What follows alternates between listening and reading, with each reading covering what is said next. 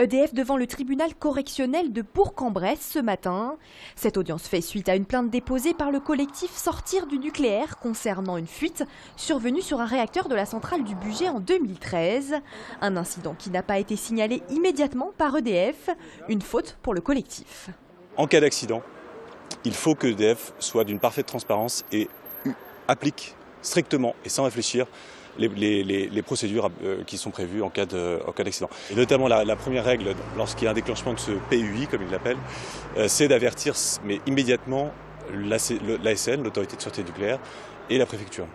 Et dans ce cas, il se trouve que EDF a considéré qu'elle pouvait gérer en interne cet incident et elle n'a déclaré ça que plusieurs heures après, donc bien trop tardivement.